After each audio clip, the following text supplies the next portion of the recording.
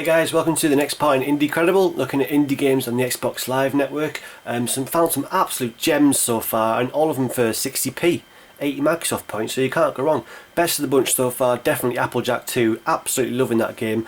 Probably didn't do it justice on the playthrough that I showed a couple of videos ago, because it gets more and more complex and every level's got a new idea to it, so I cannot recommend Applejack 2 enough.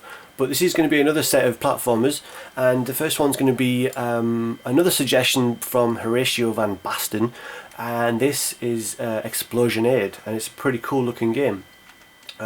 It's you're controlling this little mech thing. Skip all, let's skip that here. Now this game's fairly dark, so I'm not sure how well it's going to show up on the screen, but I'm going to give you a little bit of a look at it.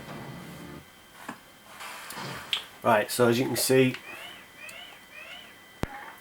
so we've got right trigger there for a bomb, so it's got explodable scenery, explodable levels basically to get through. You've also got a shield, you've got jump. So you basically got to get to the exit and then shoot it with a bomb there to get into it. There you go, right, simple enough for the first level. Right, so you got bounces here. You've got to use your shield to bounce. Oh, okay. Yep, there we go. So it's a nice looking game. Yeah, my camera's probably not doing it justice because it does look really nice. Looks a bit dark on there. We've got some enemies there, cool guns. Right, what have we got down here? So yeah, another suggestion from HoratioVanBasten. Cheers for the suggestion there. I like this one. Definitely going to buy this one.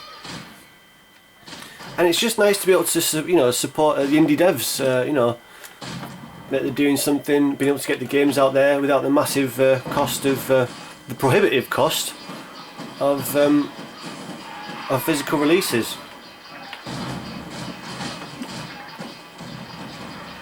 But I really like supporting the indie scene, and it's you're going to find a lot of innovative ideas. You're going to find a lot of simple, kind of retro styled ideas. Obviously, the big releases these days, most of them are huge budgets.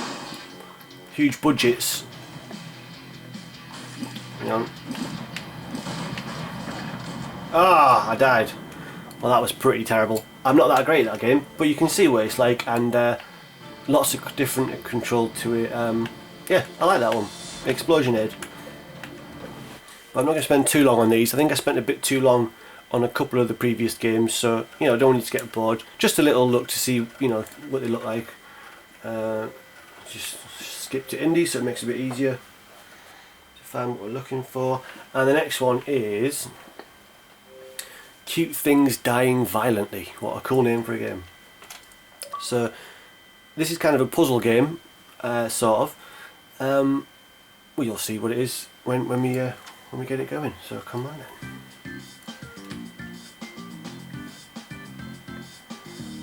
These indie games seem to take quite a long time to load. It's a bit strange for small games. Why is that? Don't quite understand that, but never mind. So obviously I've already played several levels of this. So basically you've got a little reticle here that you can move around. You grab these little guys and you direct them. You can make them fling off and direct them. And in this level, I've got to hit these. Got to hit these switches.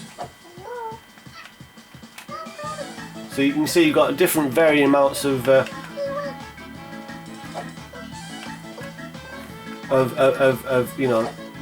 we go. Right, hit it. So that's the first switch. So you can see that door up there in the right. Basically got to get them to that place. So it's a case of finding out what you've got to do in order to get them. And everyone died.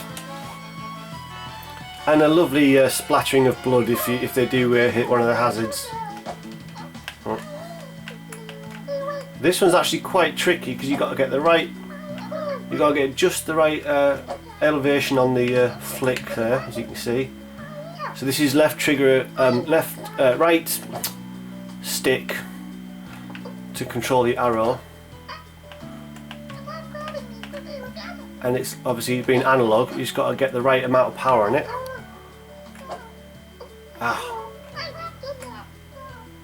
So this is a really fun game. I'm not sure if this particular level is such a great one to show off because it's obviously quite precise. There we go.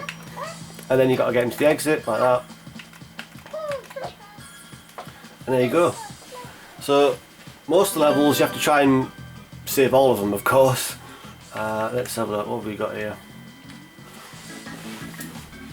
Right. Do one more level on here. So rebounds. Yep. There you go. So that one's quite simple. Oh, rebound, yeah.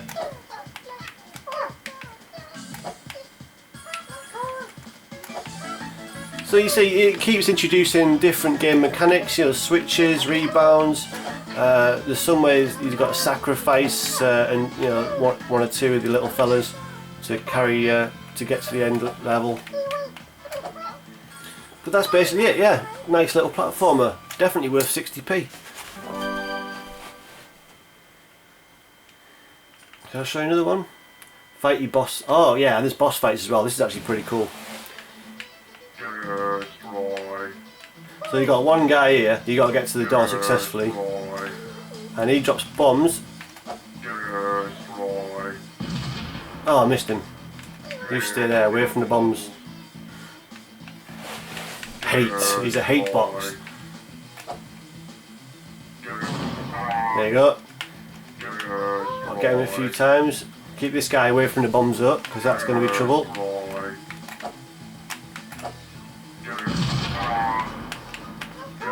So you can see how it's just a really simple idea, but very well done. You know, same with a lot of these indie arcade games. It's the simplicity that we used to love in the old retro games, but brought into the modern age, of course. You know, yeah. Now, as I say, it's just something that's kind of missing from your big name releases. So something I've definitely been appreciating. So that's Cute Things Dying Violently. That's enough on that one. What was the other one I was going to show you?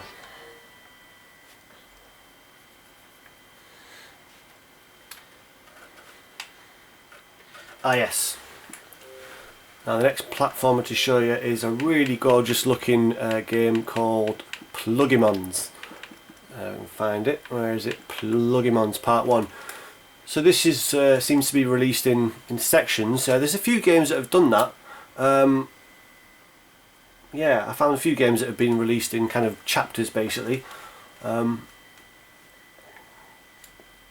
If that's the way they want to do it, I guess, you know, whatever. But this game, yeah, it's really good, gorgeous looking. Just a simple platformer. Well, I say simple so far. I've only played the first few levels. God knows what will happen later on. But you're basically that little guy there and going through levels, picking up electric charge in order to be able to control different machines and things on the level. Basically, to get through the levels, you need to pick up electric charge type pickups. Well, you'll see what I mean.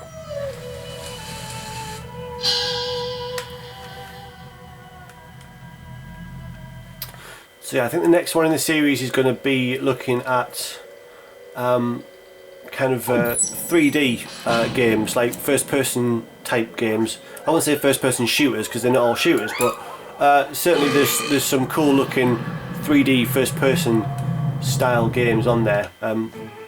So that'll be the next one, and then after that maybe do a shooters one as well. So there's some decent shooters on there. So there he is.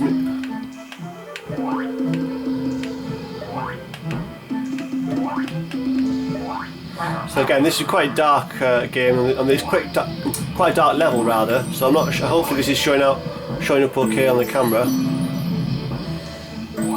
So might end up getting some kind of screen capture software or something like that. I don't know, but I'm alright with the camera for now. It looks alright as long as you're watching in HD. Right, so there you go. I've got the charge, and I've charged that little socket up. Right, this level should look a bit better on the video. Oh, mind that. In fact, I'll show you what happens when you do that. Yeah, get a nice bloody mess. Yes, be careful. I know, I was dying on purpose. Ah, that was not on purpose. Okay, one more life on this. So again, just a quick look at the game to see, to show you what it's like and what it's all about. No doubt it'll get more and more, there'll be more ideas added to it as the levels go on, but there we go.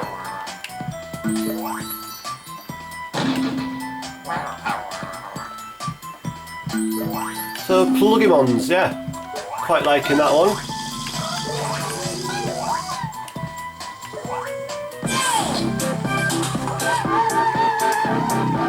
So that's it, yeah, that's the next 3 games in Indecredible.